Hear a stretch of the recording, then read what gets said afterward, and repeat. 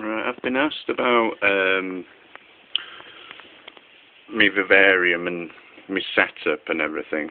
Well, I've just cleaned his home out, and on this side, underneath the floor, there's a heat mat, and the temperature is roughly about 90 to 93. And on this side, there's no heat mat at all. So this is the warm side and the cold side. I'll just turn the lights off quickly. Oh, I can't. Okay. Well, here we have a red light, which is 60 watts. It's one of the ReptiSafe bulbs, and apparently geckos can't see red, so it won't annoy him. On this side, I have the just normal energy saving bulb, which I can replace with a night glow light, which is here. And down here is a temperature probe for measuring the temperature, air temperature close to the ground on the warm side. And here he is saying hello. Hiya, Shrek. It's okay, you'll get your food and that in a minute. Up here I have the digital readout for the temperature. It's dropping now because the vivarium's open. No, you're not coming out, mate. Right. Here I have his moist hide, which I'm sure he'll be glad of getting that back. It's just normal kitchen roll tissue paper inside, which I use just a normal little bottle, spray bottle, with water, with some water conditioner, just to make it moist inside for him. I don't want it to be too wet.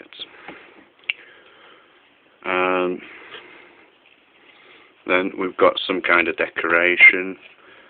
This hide here is on the cool side. And then he's going to be awkward now.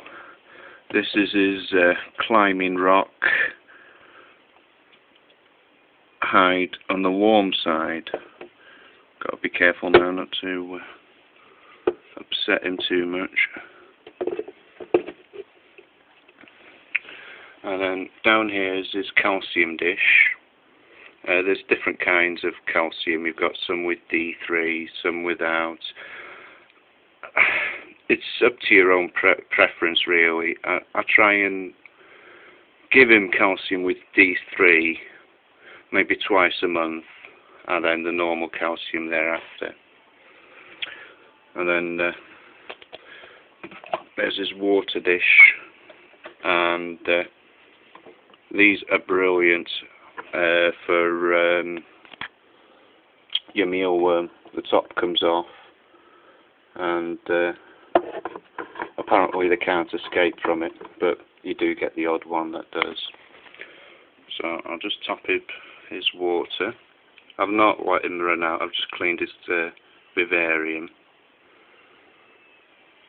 There we go, fill that up, and then use the water conditioner, which is, I use ReptiSafe again, and just put a couple of drops in there.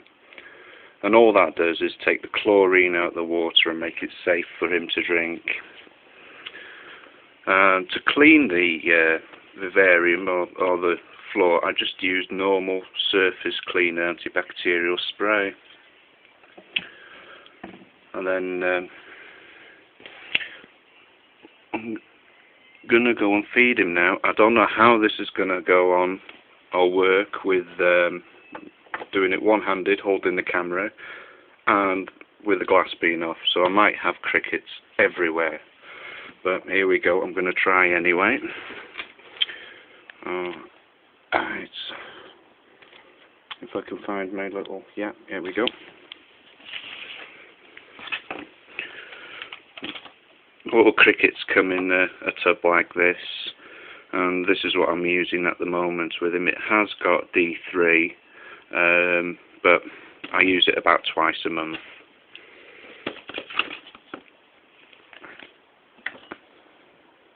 I just use a normal kitchen knife. Just put a little bit in the bottom like that.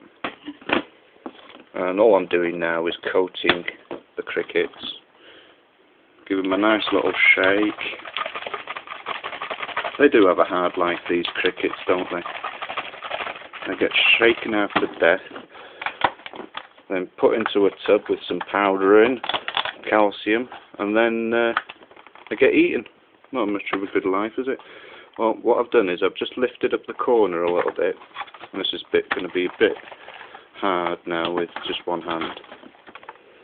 And then I just shake until they just drop out into the cup, like so. I'm not going to put too much because there's no glass in. Don't know if you can see that. They're there. And then it's just a case of shaking it round. I know this is not going to be a good picture, but I just shake it round until they're all fairly well coated in calcium. And then what I do is I just tip them into my calcium dish, and the excess calcium goes into the dish, and he'll just help himself to that. So there's very little calcium wasted, and I could always use that calcium and coat more crickets. With the mealworm, I just normally just have a spoon and I spoon them out of the tub and spoon them straight in. I don't like to keep it too full because the little buggers like escaping. And that's about it really. It's just keeping it clean.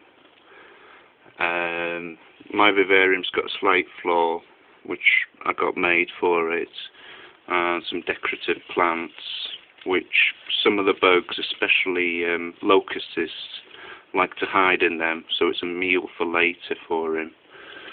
And there he is, his tail just sticking out there. I think he's upset and doesn't know what's going on.